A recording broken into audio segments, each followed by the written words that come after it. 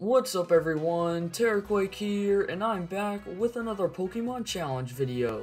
Pokemon Emerald with only Carvanha and Numel was fun, but it wasn't my proudest challenge that I've ever done. So in this video, I'm coming back with a pretty cool challenge. Today, I'm going to figure out if you can beat Pokemon Black with every gym leader's worst Pokemon. If you've been a viewer on the channel for a little while, you would know that I did the exact same challenge in Pokemon Crystal.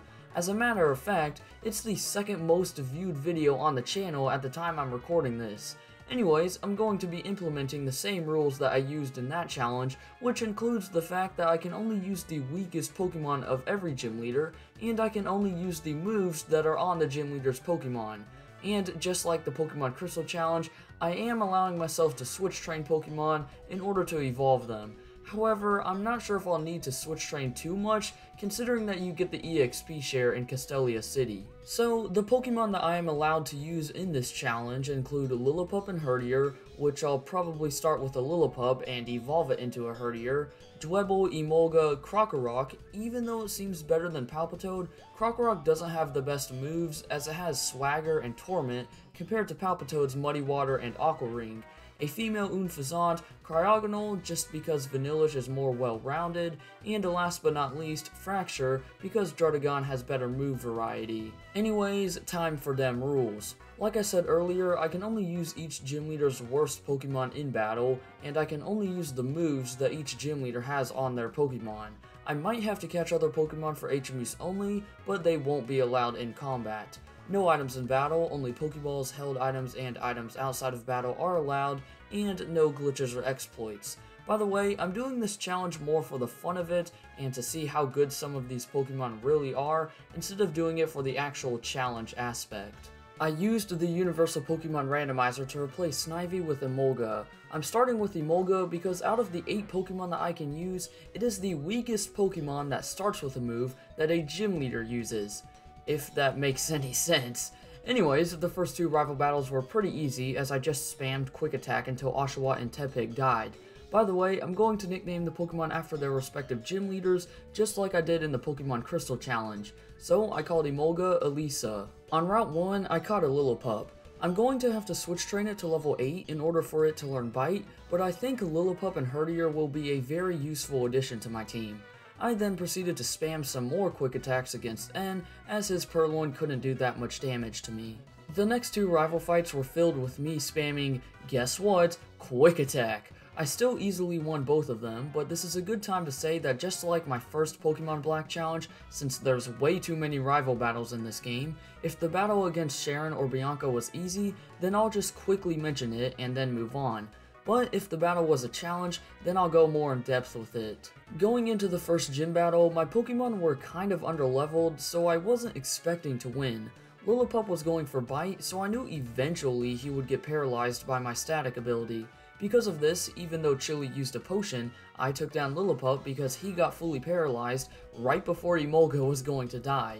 Pansear's up next, so I got off one more quick attack before going down. I sent in Lillipup as Pansear started to use Workup. However, I got a critical hit with my second bite, which brought Pansear down to very low health. So, because of that crit, Lillipup held on with 11 HP to win the battle.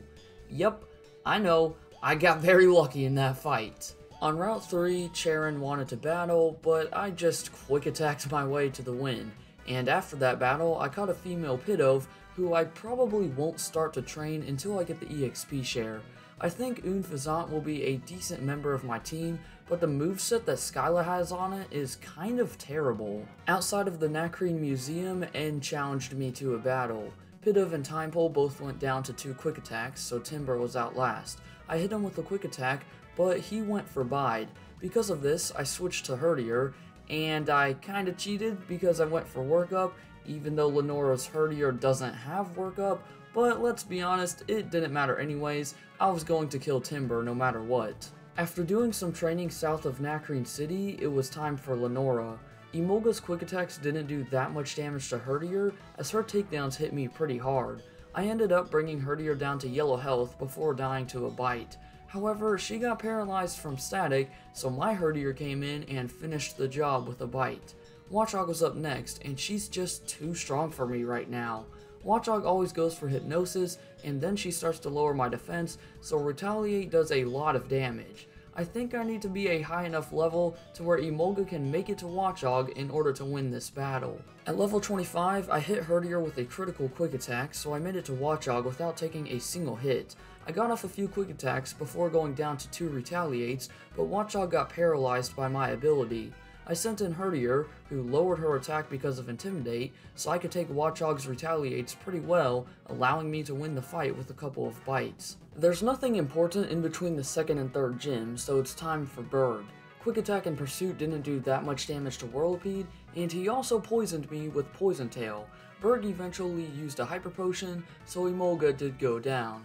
Herdier came in and finished off Whirlipede with a bite, and Drebel went down to 3 bites, but Leavanny is just too strong right now. His Razor Leafs do a decent amount of damage to me, and once I get Leavanny down to low health, he always uses another Hyper Potion. And after trying this battle many more times, I just need to grind. One level later, and I was able to make it to Leavanny in really good shape, and eventually, I was able to kill him with a bunch of quick attacks. To be honest though, I only won this battle because Whirlipede and Drebel went down way easier than usual, and Berg already used both of his Hyper Potions.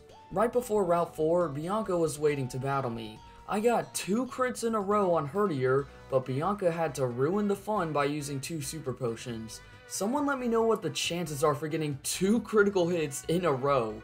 Anyways, Herdier eventually went down, so Duwat was up next. He dished out a ton of damage with Razor Shell, so I had to switch to Herdier, who was able to finish off Duwat. And after that, the rest of the fight was a clean one-shot sweep. Since there are way too many rival battles in this game, Sharon was waiting for me right after the fight against Bianca. Pidove and Pansage went down in 3 quick attacks, so Pignite was up next. I sent out Herdier so that my Intimidate ability would activate. I then proceeded to one-shot Pignite, and nearly one-shot Liepard with a Retaliate, but the Sandstorm was able to finish him off. At the Desert Resort, I caught a Drebel. To be honest, Berg's Drebel doesn't have a bad moveset, and the typing of Bug and Rock is pretty nice, so I think Drebel will be a nice addition to my team. In the sketchy amusement park, N was waiting to battle me. However, there's not much to say. His first 2 Pokemon went down to some Retaliates, and his other 2 Pokemon went down to a few Smackdowns. After riding a roller coaster, it was time for Elisa. And to be honest, this battle was just plain stupid. Her Pokemon kept on spamming Volt Switch, so I went for Pursuit, which did more damage than normal since her Pokemon were switching out every single turn. Eventually, my Emolga went down, only because I got fully paralyzed on a couple of turns. I sent in Herdier, who killed Elisa's first Emolga with a Retaliate, so Elisa's second Emolga came out, but she just used a Volt Switch to go right back to Zebstrika. Finally, I took down Zebstrika and Emolga with a Retaliate, ending this very annoying battle. Sharon didn't really pose a threat. As a matter of fact, he didn't even kill one of my Pokemon. And now that I have an Unfazant, I went back to Route 4 and caught a Sandile. I'll stick the EXP share on him until he becomes a Krokorok. I think he'll be pretty useful since Krokorok gets moves like Crunch and Bulldoze, while also allowing me to strategize a bit with Swagger and Torment. Clay was way easier than I thought he would be. I could have killed Krokorok with Drebel, but Clay used both of his Hyper Potions, so I eventually went down. Herdier came in and finished the job with a Retaliate. Palpitoad was up next, but he immediately died to 2 Air Slashes. Last out was Excadrill, so I got off 2 Air Slashes before Unfazant died.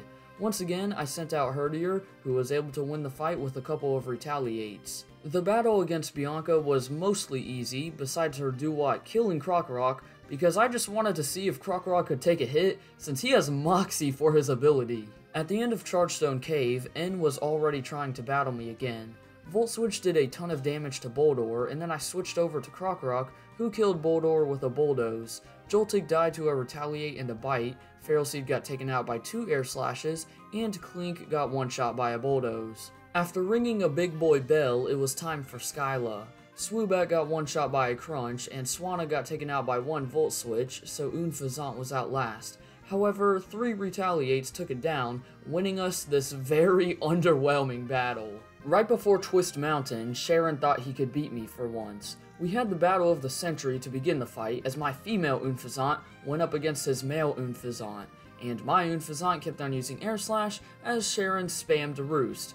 Yeah, Sharon's Unfazant is complete garbage. Pig Knight died to 2 air slashes, so Liepard was up next. I sent in Krokorok, who did the trick with a bulldoze and a crunch. Last out was Simisage, and he one-shot Drebel since he used 2 Leers. I thought I could finish him off with a Volt Switch, turns out I couldn't, so Herdier had to come in and finally kill Simisage. Bryson was a lot harder than I thought he would be. Since Vanillish used Acid Armor twice, my smackdowns hardly did anything to him, so Drebel did go down in 2 mirror shots. 1 air slash finished off Vanillish, so Beartick was up next. I sent in Krokorok just to set up a Torment.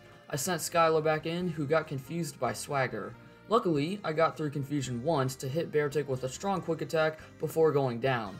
Emolga got off 2 quick attacks before dying, so Herdier was my last hope. I killed Beartick with a Retaliate, and Cryogonal's physical defense doesn't even exist, so 3 Retaliates won us the fight. Back in Twist Mountain, I caught a Cryogonal of my own. I know I just made fun of this thing's physical defense, but Bryson's Cryogonal does know Reflect, which should come in handy. To be honest though, it's pretty nice to now have an Ice type on the team. Also, yeah, this stupid Cryogonal took forever to catch. Hey, we're not done catching Pokemon just yet. In the Mistralton Cave, I caught an Axew. At this point, I'm going to put Emolga in the box because it's not too strong anymore, and its only good move is Volt Switch, which of course makes you switch out afterwards. However, I'm going to grind up Cryogonal first, and then Axew. The last battle against Bianca wasn't really that hard.